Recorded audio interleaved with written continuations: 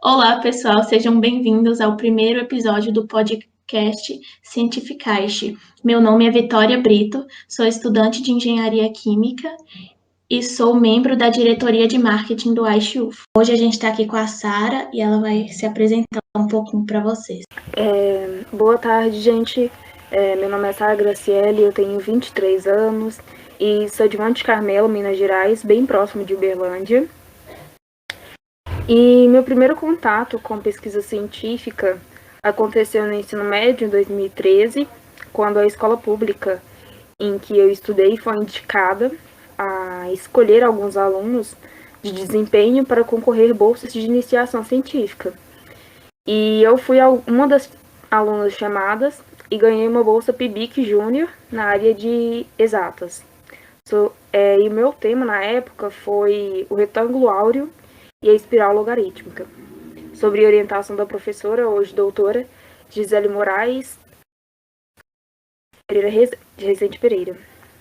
E a experiência que eu tive na época foi bem legal. Além da IC, eu tive a oportunidade de participar do primeiro simpósio científico de agronomia da UFO Campus Monte Carmelo e ter o meu projeto inserido nos anais do evento.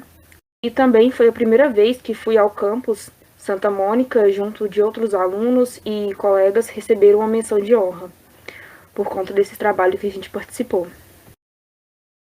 Eu concluí meu ensino médio em dezembro de 2014 e no primeiro período letivo de 2015, através do SISU, eu ingressei na Engenharia Florestal, na UFO de Monte Carmelo, onde fiquei durante 3 períodos, cultivando boas amizades, que tenho até hoje, fui monitora de Química. E no final do terceiro período eu resolvi mudar de área, mudar de curso, e prestei o vestibular para Engenharia Química na UFO. E na EQ, os desafios foram e são bem grandes, todos os dias, mas a dimensão de áreas para se trabalhar é o que mais me motiva. Desde que entrei, participei de muitos congressos bem bacanas, como a Jornada de Engenharia Química, Jornec edições 2016-2017, e o Congresso Brasileiro de Engenharia Química em Iniciação Científica, que foi o COBEC C 2019. Ambos eventos que apresentaram um leque de oportunidades da carreira de engenharia química e pessoas incríveis que estiveram ali conosco palestrando e dando dicas. E para finalizar, em 2018, eu fiz a minha primeira IC voluntária sobre orientação da professora Vicelma. E em 2019, eu tive a oportunidade de conseguir uma bolsa PIBIT, também com a mesma professora Vicelma. E ainda em 2018.2, ingressei no primeiro processo seletivo do capítulo AISH, onde estou desde então. E Sara, você pode falar para a gente um pouquinho sobre o seu IC, quando você fez e como foi sua experiência? Claro, Vitória. Então, o tema da minha IC, eu vou comentar um pouquinho sobre a minha IC com bolsa que eu fiz em 2019.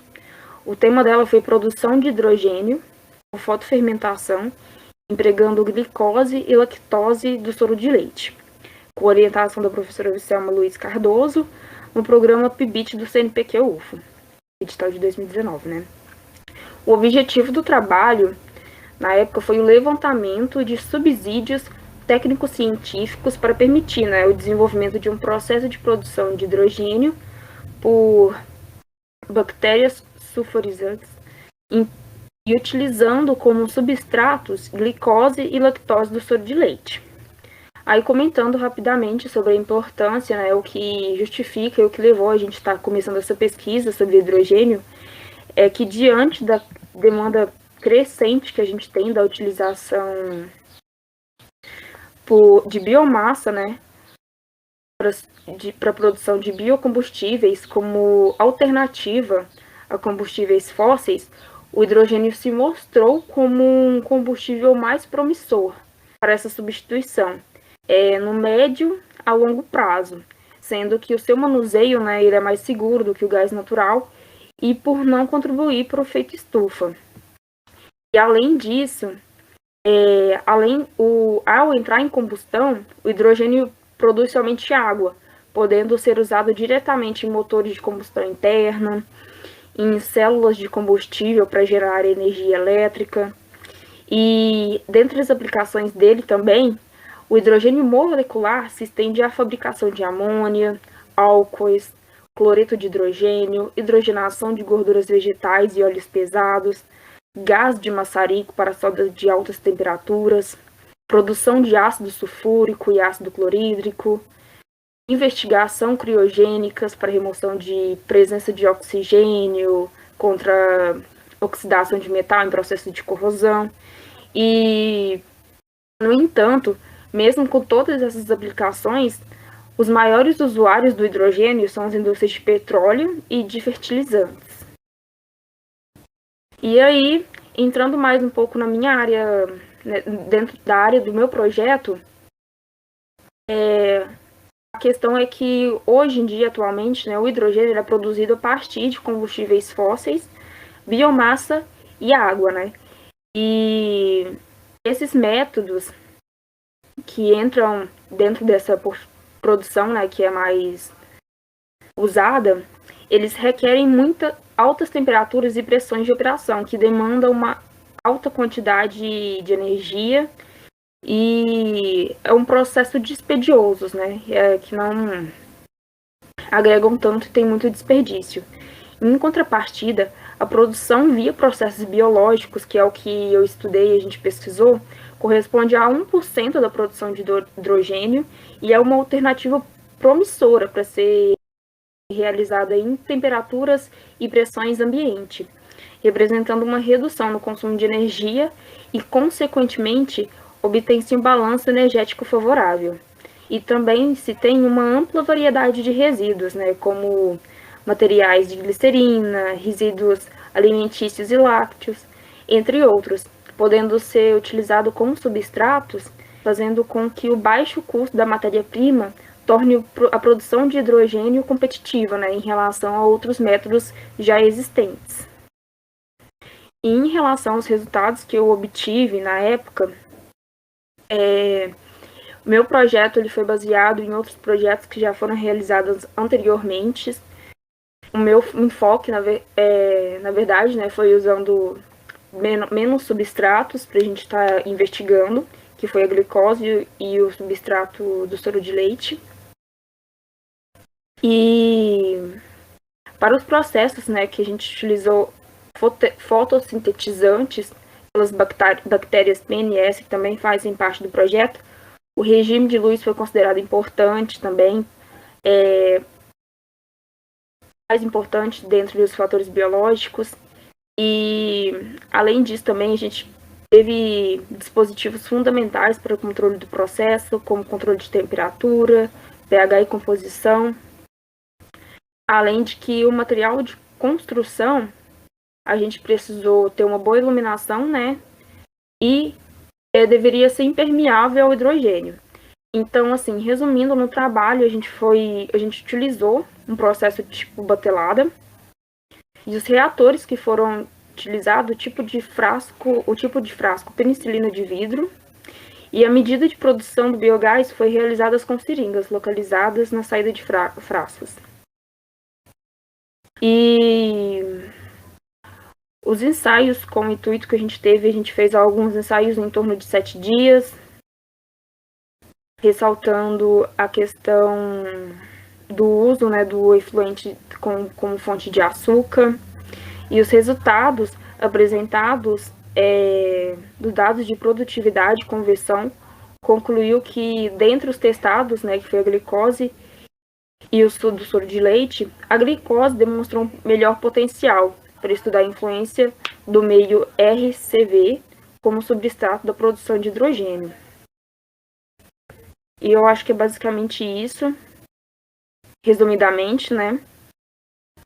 A gente também observou que tem também, né, em outros trabalhos que a gente utilizou como base, que é possível também, né, ter um grande potencial da utilização de fotofermentação para a produção do hidrogênio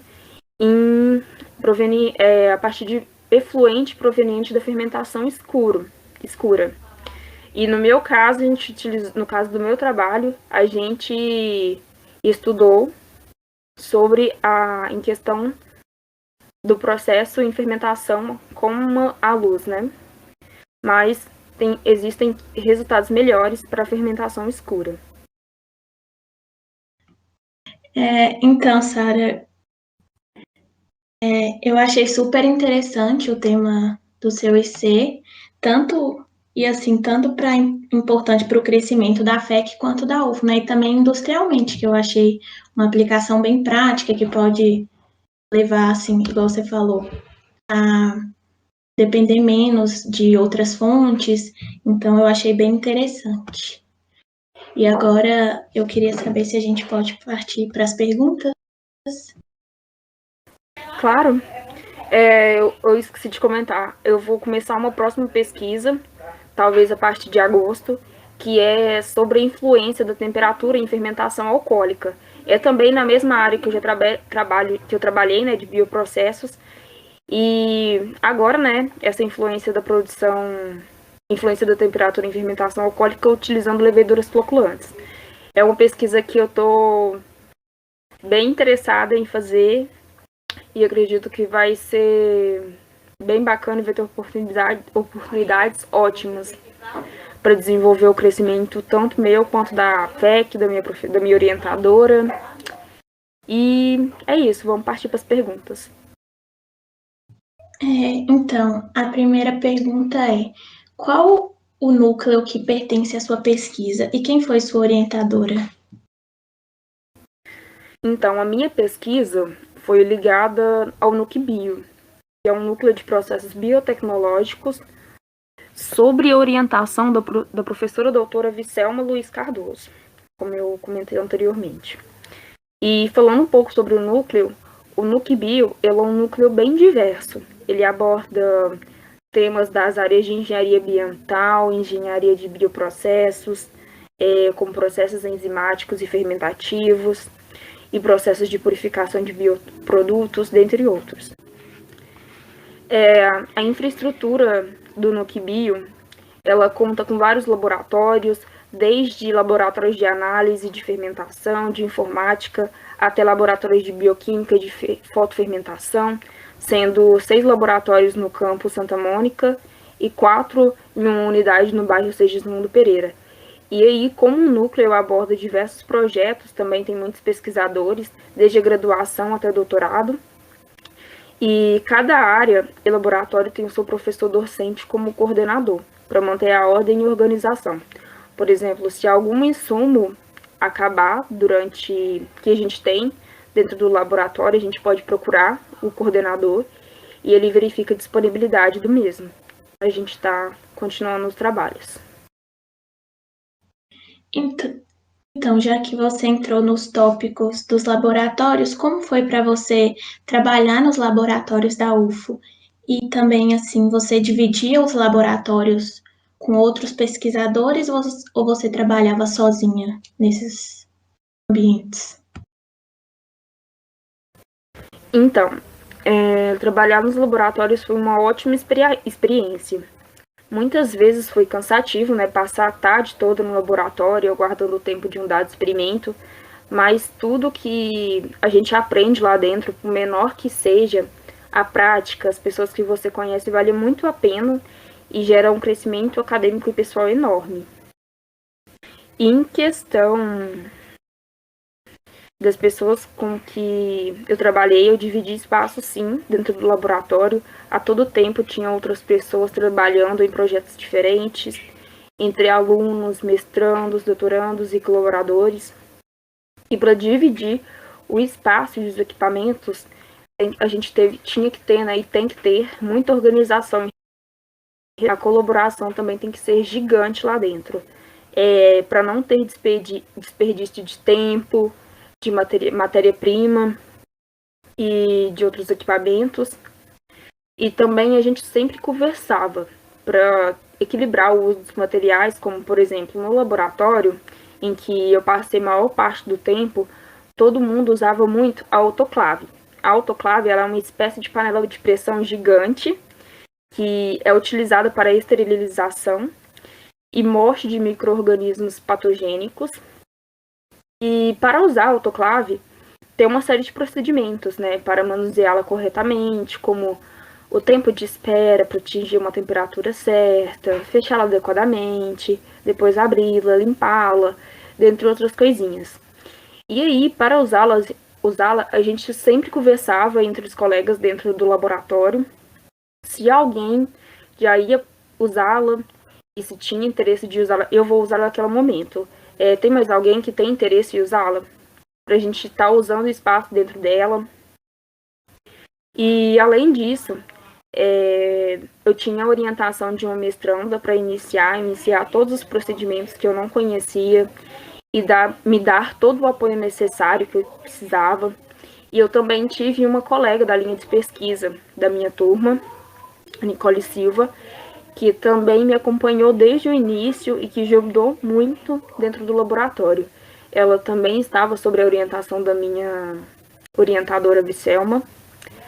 E aí a gente trabalhou junto do início ao fim. E ela me ajudou muito, muito. E em algum momento você sentiu assim que suas atividades foram comprometidas por falta de material? Não, em nenhum momento eu senti que foram comprometidas por falta de material. Felizmente não, né? Estive em fases que bolsas, né, foram cortadas, mas em termos de falta de material, não. E assim, você utilizou algum dos conhecimentos que você adquiriu ao longo das matérias da graduação dentro da sua IC? Então, na época que eu iniciei a minha IC, não. Porque eu ainda não havia feito uma disciplina, as disciplinas, né, de engenharia bioquímica. Mas durante a disciplina que eu fiz depois, né, da minha IC, eu revi alguns processos que realizei em laboratório, como a produção de meio de cultura, dentre outros pequenos processos. Então, a disciplina esclareceu ainda mais o que eu já tinha visto anteriormente, aprendido em laboratório. E mesmo assim, eu acredito que se eu tivesse visto ela antes, teria agregado muito também. Mas não ter feito ela antes também não me prejudicou tanto, sabe? Eu não me vi tão prejudicada ou deficiente de algo, porque eu tive um acompanhamento muito bom, em que eu pude tirar qualquer dúvida sempre que necessário. E como você acredita que assim a sua IC ajudou no seu desenvolvimento tanto pessoal quanto profissional? Então, eu cheguei na faculdade com uma visão bem limitada das coisas. E na IC, além de outras experiências que eu tive ao longo da minha graduação, contribuíram muito para melhorar isso, não só a questão da minha visão das coisas, mas também para o meu crescimento. E na época da IC em específico, conhecer e aprender como mexer em alguns equipamentos, manusear corretamente as vidrarias, processos que em aulas de outros laboratórios não conseguiria ver e aprender. É muito legal. E tem também a questão de trabalhar com pessoas mais experientes, que têm tanto para passar, né? Com personalidades diferentes da sua, e na maioria das vezes, né? E também a gente desenvolve muito. Então, com toda certeza, isso agregou de diferentes formas para o meu crescimento pessoal e profissional também. Isso é muito legal mesmo, principalmente para sair também um pouco da sala de aula, né, de ficar preso naquilo, traz um novo ambiente, igual você falou, novas pessoas, é muito legal. E como que funcionou o seu processo para o pedido da bolsa e da IC voluntária? Então, o registro de projetos de pesquisa de iniciação científica voluntária, que é o PIVIC, ele é realizado através da abertura no SEI em períodos fixos, sendo que o próximo período agora vai ser de 4 de outubro a 22 de outubro de 2021. E no site do próprio UFO tem todas as orientações necessárias para fazer o registro, mas basicamente, junto de um orientador, que pode ser docente ou técnico sim, administrativo, o aluno escreve o seu projeto de pesquisa seguindo as regras de submissão, como o trabalho deve ser escrito e entregue em formato de PDF, contendo 8 páginas, título, resumo, introdução, o cronograma de pesquisa, referências, e o orientador abre o processo no SEI. E a IC voluntária, ela precisa ter no mínimo de 6 meses de execução. E ao final, o aluno escreve o relatório final e submete para receber o certificado, né? Na época em que eu fiz a IC voluntária, a gente tinha também esse período fixo. E aí, diferente do que tem agora, que a gente escrevia, né, e submetia por e-mail. A gente enviava o nosso projeto por e-mail e recebia o retorno por ele também.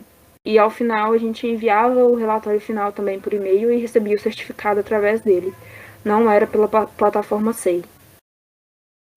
E o processo para bolsas remuneradas como o PIBIC e a PIBIT é um pouco diferente.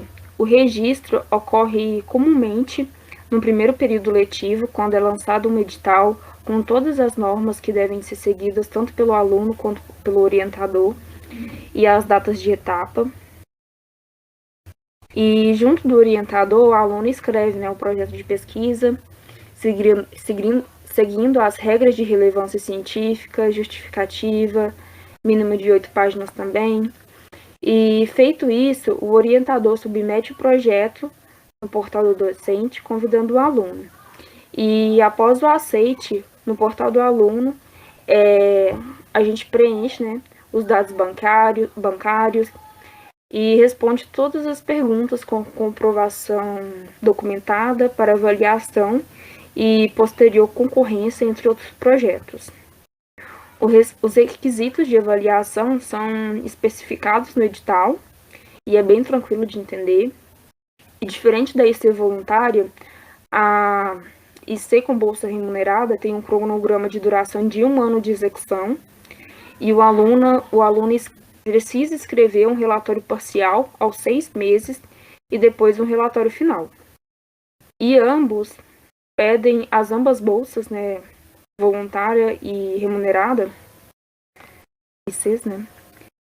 Ambas, o aluno tem que ter dedicação de 20 horas semanais à pesquisa, seja em laboratório ou não.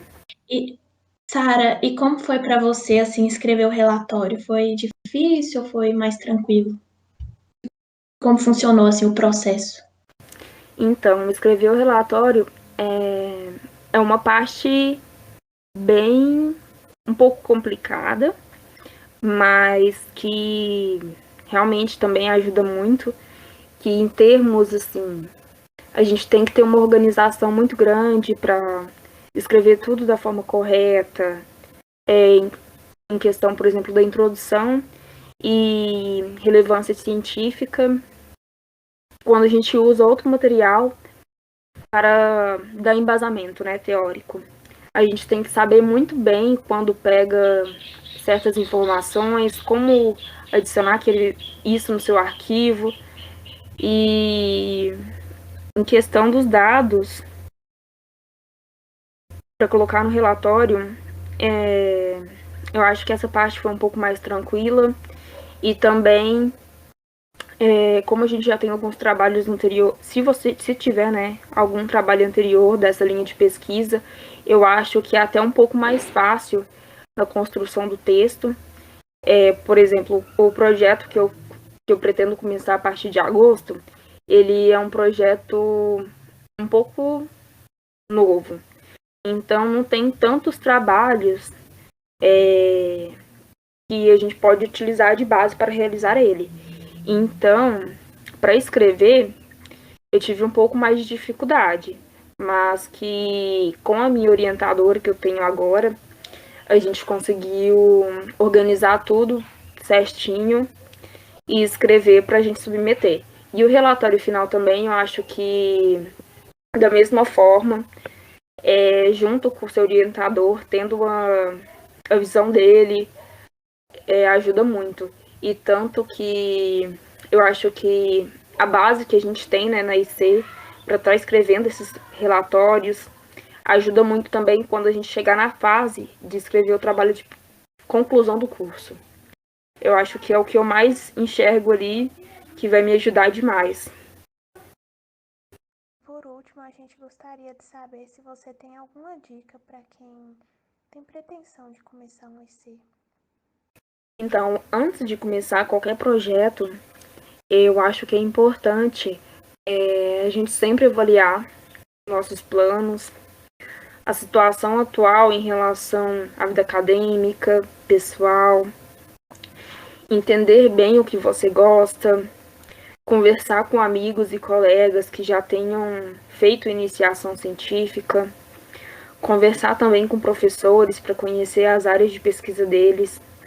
E uma sugestão sobre isso é olhar antes o currículo Lattes do professor, antes de conversar com ele, que ajuda muito. E boa parte dos professores, eles são bem tranquilos em relação a isso, que eles também já foram alunos antes, passaram por todo esse processo, e vai ser muito bacana compartilhar a experiência.